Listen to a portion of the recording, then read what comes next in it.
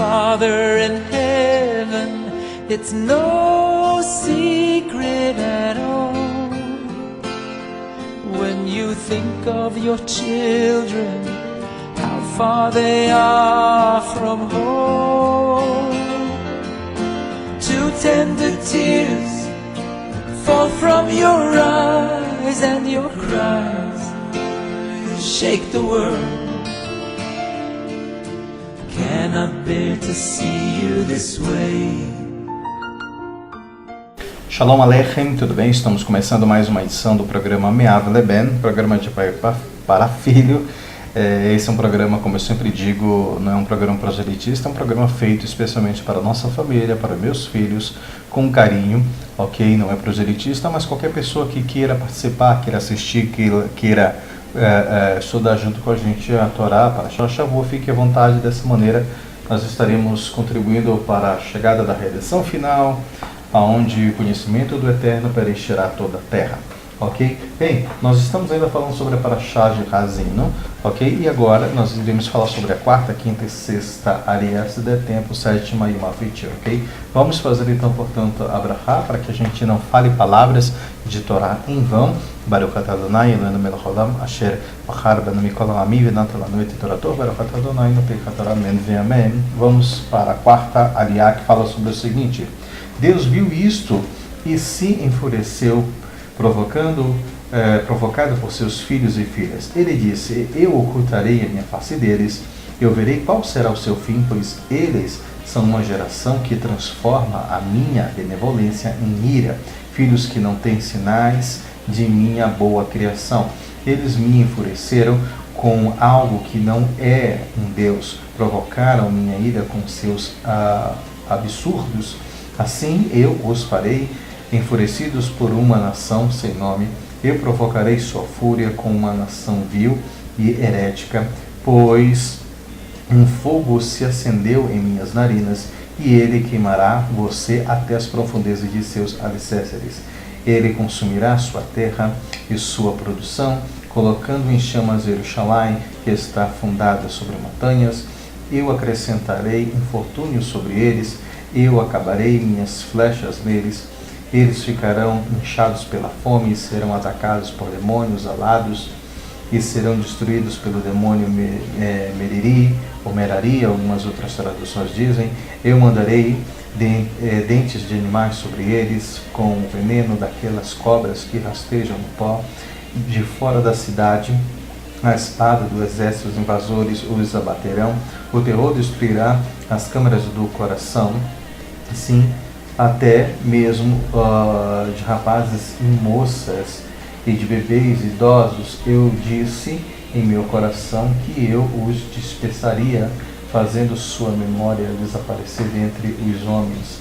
Não fosse pelo ódio do inimigo se amontoando contra eles, talvez seus adversários atribuíssem seu poder a uma força estranha, talvez eles clamassem: nossa mão foi triunfante e não foi Deus quem fez tudo isso, pois o inimigo de Israel é uma nação destituída de bom senso, e eles não têm nenhum entendimento para ver a sua vitória, que a sua vitória viria de Deus. Então, só para você ter uma ideia, aqui essa parte, a quarta Ariá, fala sobre coisas ruins que iriam vir e acabaram realmente acontecendo, vindo contra o nosso povo, ok? Porque por causa da desobediência que eu e você fizemos.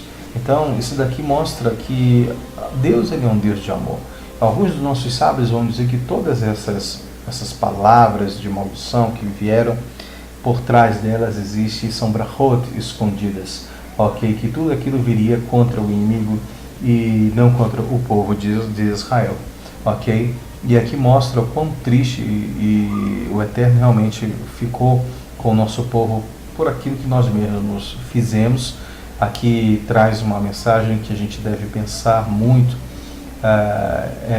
em largar tudo aquilo que é ruim e jamais fazer em nossa vida deixar os caminhos do Eterno, porque a coisa é muito séria, ok? Vamos continuar lendo aqui, na realidade, a quinta aliá. Se eles fossem sábios, entenderiam isto e refletiriam sobre as catástrofes no fim de Israel.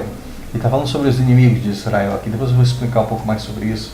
E eles pensariam, como pode um de nós perseguir 1000 de Israel e 2 espantarem 10.000, a menos que a sua rocha os tivessem vendido e Deus os tivesse colocado em nossas mãos, pois a rocha deles não é um poder verdadeiro como a nossa rocha. Se os nossos inimigos julgassem e nos demonstrassem, é porque a nossa rocha assim decretou.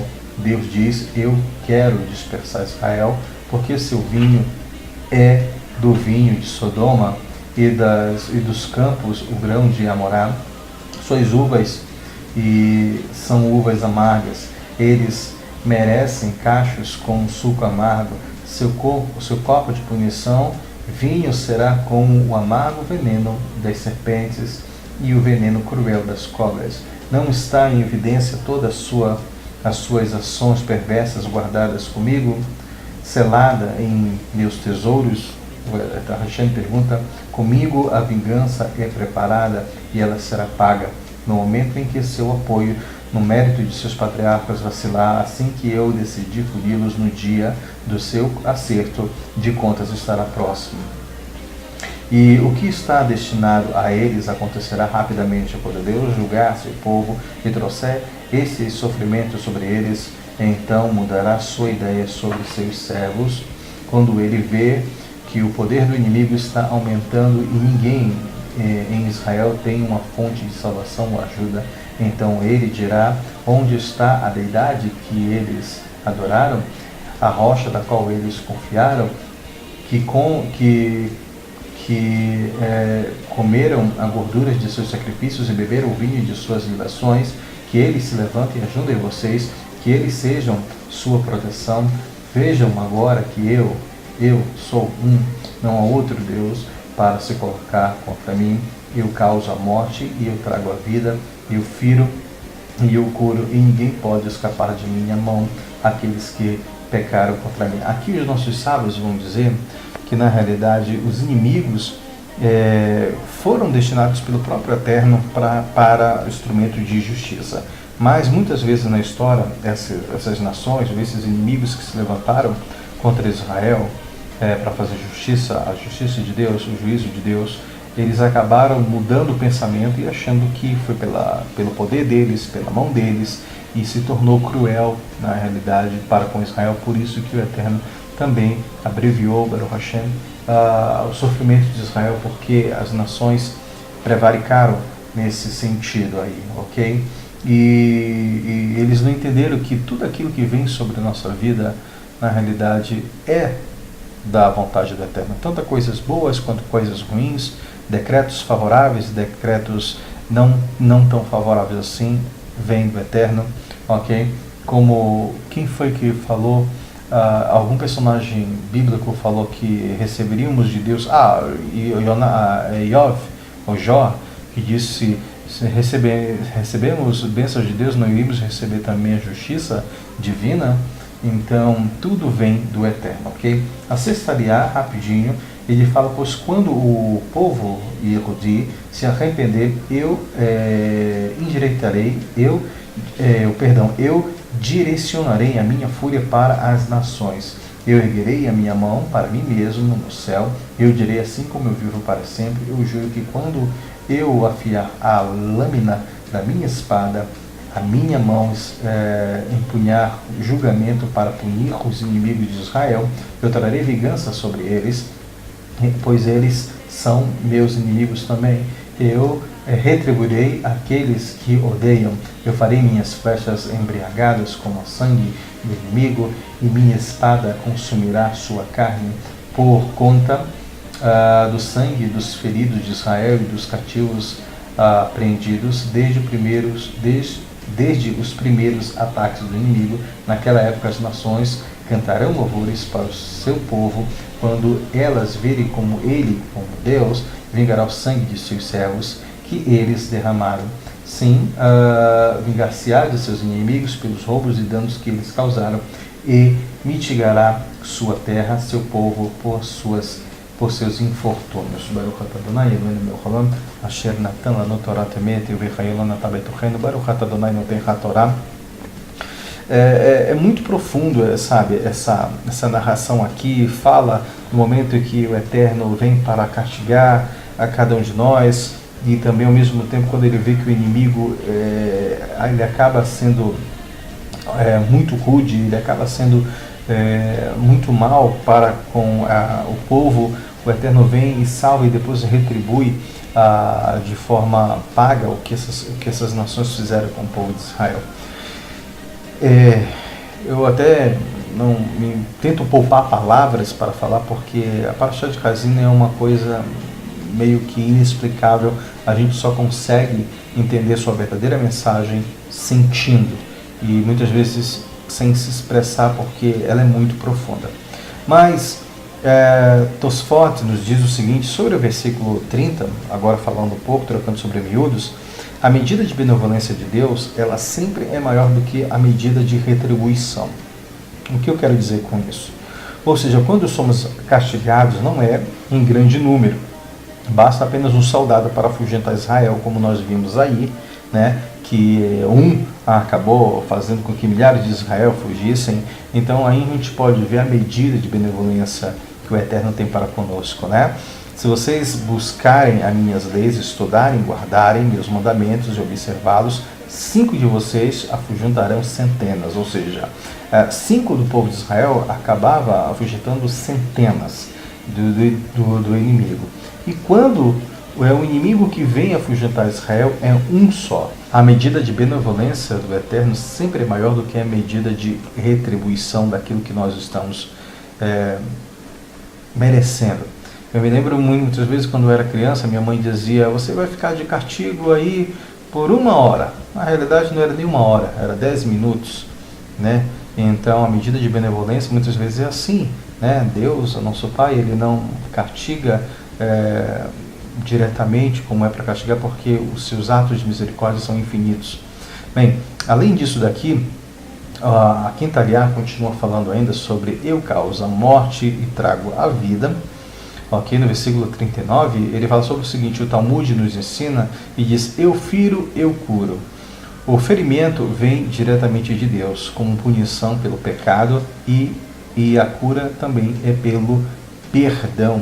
Tá? Esses são ensinamentos do Talmud. Então muitas vezes a gente pergunta: poxa, mas por que essas coisas estão acontecendo comigo, etc. Justamente por isso, é Deus que dá a vida e é Ele que tira a vida.